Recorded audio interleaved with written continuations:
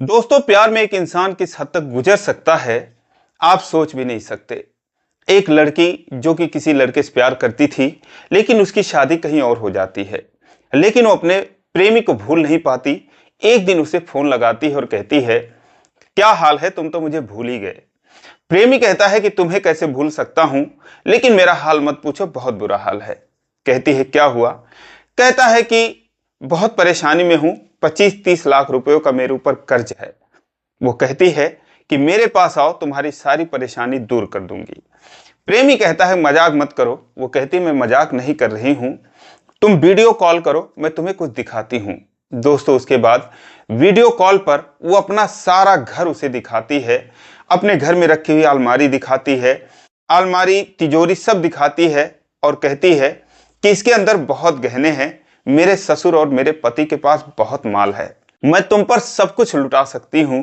तो एक काम करो, तुम एक रात आओ और ये सब सारे गहने चुरा कर ले जाओ, अपने कर्ज उतार दो। दोस्तों, ऐसा ही होता है। एक रात जब घर के सारे लोग शादी में गए हुए थे, वो बहू भी गई हुई थी, उसकी प्रेमिका भी साथ में गई हुई थी। तो वो रात को आता है और अलमारी तोड़ता है, तिजोरियां तोड़ता है, सारे गहने उठाकर ले जाता है और बेचकर अपना सारा कर्जा चुकता कर देता है। लेकिन दोस्तों, जो प्रेमी था वो बहुत खुददार था, शायद वो भी अपनी प्रेमिका को बहुत सच्चा प्यार करता था।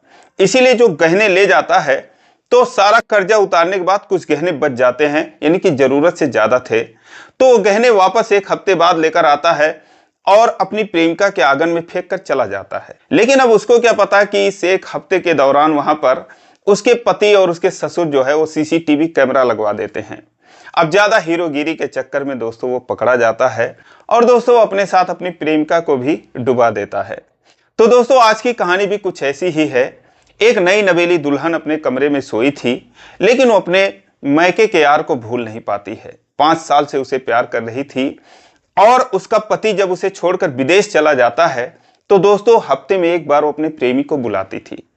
और ऐसा एक बार हुआ, 2 बार हुआ, तीसरी बार जब वो आता है तो दोस्तों रात भर बिताने के बाद सुबह जब जाने लगता है तो वो कहती है कि पता नहीं कब मुलाकात होगी, एक बार और। अब दोस्तों, इस एक बार और के चक्कर में वो प्रेमी उसके घर में फंस जाता है और उसके बाद जो कुछ होता है दोस्तों, बहुत मजा आने वाला है इस वीडियो में। तो आइए जानते हैं पूरी कहानी वीडियो में। लेकिन वीडियो में आगे बढ़ने से पहले बस वही रिक्वेस्ट, वीडियो को लाइक कर दीजिए, चैनल को भी सब्सक्राइब कर लीजिए ताकि मेरा हौसला बढ़ता रहे। दोस्तों, ये कहानी उत्तर प्रदेश के बलिया के उभाव थाना क्षेत्र के एक छोटे से गांव की। एक नई नवेली दुल्हन अपने कमरे में सोई थी, अकेली सोई थी क्योंकि उसका पति था नहीं। वो उसे 1 महीना पहले ही छोड़कर विदेश चला जाता है। तो वो जो है 3 अक्टूबर 2024 की रात अपने एक प्रेमी को बुलाती है और वो प्रेमी उसके मायके से आकर उसी गांव के आसपास मंडराता रहता है। और जब रात के 10 बज जाते हैं तो उसे फोन करती है, जब सारे लोग सो जाते हैं, कि अब आ जाओ, कोई नहीं है। और दोस्तों उसके बाद वो दबे पाव आता है और अपनी प्रेमिका के घर में घुस जाता है। दोस्तों, उस दुल्हन का नाम अमृता होता है और उस लड़के का नाम दीपक होता है। जब उसके कमरे में घुस जाता है उसके बाद दोस्तों फिर उनके सांस में सांस आती है, अंदर से कुंडी लगाते हैं और जाहिर सी बात है जिस चीज के लिए बेताब थे उसमें वो लग जाते हैं। अब सारी रात गुजारने के बाद दोस्तों, ऐसा वो पहले भी 2 बार आया था और वो सुबह 3 ही बजे या 4 ही बजे निकल जाता था। लेकिन आज जो है जब वो सुबह जाने लगा 4 बजे के करीब, इससे पहले कि सारे लोग जग जाते, उसके घर में बहुत सारे परिवार थे।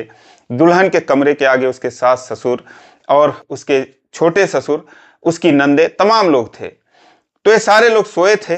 अब जब वो जाने लगता है, कहता है जाने का वक्त हो गया, लेकिन उसे रोक लेती है, कहती फिर पता नहीं कब मिलोगे और थोड़ा सा और प्यार करते हैं। दोस्तों, इस थोड़े से के चक्कर में 1 घंटा फिर कब बीत जाते हैं दोनों को पता नहीं चलता। जब होश में आते हैं तो फिर अपने कानों में आवाज सुनते हैं कि अरे बाहर तो सारे लोग जग चुके हैं, सारे लोग जो है बोल चाल रहे हैं। अब दोस्तों वहीं पर फंस जाता है, उसे निकलने का मौका नहीं मिलता। वो यही सोचता है कब निकलूं, कैसे निकलूं। और उसके घर में कुछ कंस्ट्रक्शन का काम चल रहा था, घर वगैरह बन रहा था। तो 2 मिस्त्री आ जाते हैं, कुछ लेबर भी आ जाते हैं, भीड़ और बढ़ जाती है।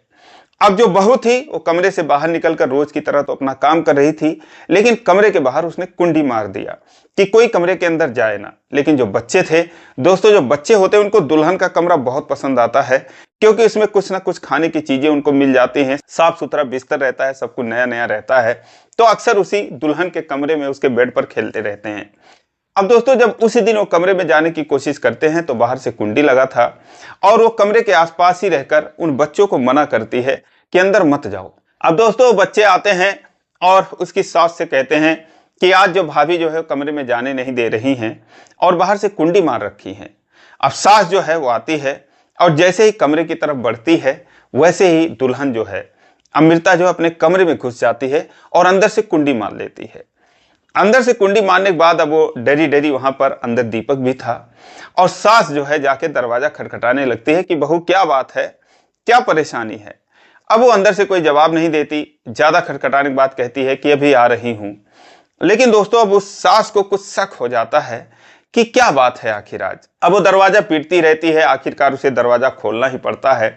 लेकिन दरवाजे के ओट में जो दीपक था वो खड़ा हो जाता है और फिर उसके आगे वो खड़ी हो जाती है। सास कमरे के अंदर घुसती है, चारों तरफ देखती है तो नजर उसके ऊपर पड़ जाती है, कहाँ छुपता वो। और दोस्तों उसके बाद फिर वो शोर मचाते हुए बाहर आती है, कहती है अरे पता नहीं किसको बहू ने कमरे में सुला रखा है, किसको बुला रखी है। अब दोस्तों इतना सुनते ही जो है उसके घर के जो सारे लोग थे वो जुट जाते हैं। उसके ससुर, छोटे ससुर, उसकी नंदे, जो मिस्त्री वगैरह लेबर थे सब आ जाते हैं। 5 ही मिनट के अंदर वहां पर 50 लोग आ जाते हैं। अब जाते हैं तो बहू को वहां से खींच कर बाहर करते हैं और उसको पकड़ते हैं, कहते हैं बता तू कहां से आया, क्या करने आया है। तो बोलता है मुझसे क्या पूछ रहे हो, अपने बहू से पूछो कि मैं यहाँ पर क्यों आया हूँ। अब दोस्तों जब उसको मारने पीटने लगते हैं, लात जूतों की बौछार कर देते हैं, लाठी डंडों का भी इस्तेमाल किया जाता है। उसका पैर दोस्तों फ्रैक्चर हो जाता है और उसके बाद कोई पुलिस को फोन कर देता है, पुलिस भी आ जाती है। अमृता के माता पिता को भी फोन करके बुलाया जाता है कि तुम्हारी बेटी यहाँ पर ऐसे ऐसे कर रही है। अब दोस्तों जब पुलिस आती है तो उसको, उन दोनों को कम से कम सुरक्षा प्रदान करती है और उसके बाद उससे पूछती है कि क्या हुआ, आखिर ये कौन है, यहाँ पर किस लिए आया है और ये क्या तुम्हारा चक्कर है। अब दोस्तों उसके बाद अमृता जो पुलिस को कहानी सुनाती है उसे सुनकर वहां पर सारे लोग जो थे हैरान रह जाते हैं, पुलिस भी दंग हो जाती है। अमृता के अनुसार उसकी और दीपक की मुलाकात 5 साल पहले हुई थी, 2019 में। दीपक उसके गांव के बगल का एक लड़का था और दोनों एक दूसरे को प्यार करने लगे। और जब ये बातें अमृता के घर वालों को पता चली, चूंकि अमृता एक ऊंचे जाति की लड़की थी और दीपक एक दलित परिवार का बेटा था, तो उसके परिवार ने उसे मना करना शुरू कर दिया। लेकिन उसने साफ कह दिया कि मैं शादी करूंगी तो दीपक से ही करूंगी। लेकिन दोस्तों फिर उसके माता पिता उसको मारे पीटे, उसको बहुत समझाए और तमाम धमकियां उसको दी। उसके बाद जो है वो कहीं और शादी करने के लिए राजी हो गई। हालांकि दीपक भी जानता था कि उसकी शादी नहीं हो पाएगी, इसीलिए अपने घर में बताया ही नहीं। उसने सोचा कि बताना ही बेकार है जब शादी नहीं होगी। लेकिन अमृता ने बताया, लेकिन उसकी शादी हो नहीं पाई। अंत में उसकी शादी एक दूसरे गांव के एक लड़के से कर देते हैं। जो लड़का अच्छा खासा था, विदेश में कमाता था, पैसे वाला था और कुछ दिनों की छुट्टियों में गांव आया हुआ था जब उसकी और अमृता की शादी हो जाती है। शादी हुई, 2 महीना वो अमृता के साथ रहा, अपने पत्नी के साथ गुजारा और उसके बाद फिर वो विदेश चला जाता है। अब उसके विदेश चले जाने के बाद दोस्तों जो अमृता थी उसे दीपक की जरूरत महसूस हुई। फिर उसने एक दिन दीपक को कॉल किया और उसे सारी कहानी बताई कि मैं ऐसे कमरे में अकेले सोती हूँ, कोई नहीं रहता है और तुम अगर आ जाओ किसी तरीके से तो फिर बात बन जाएगी। दीपक जो था वो कहाँ डरने वाला था, उसने बताया कि मुझे डर नहीं लगता था, मैं वहां पर जाता था। वो दोस्तों अपने गांव से शाम की बस पकड़ता था और उसके बाद इसके ससुराल में आता था।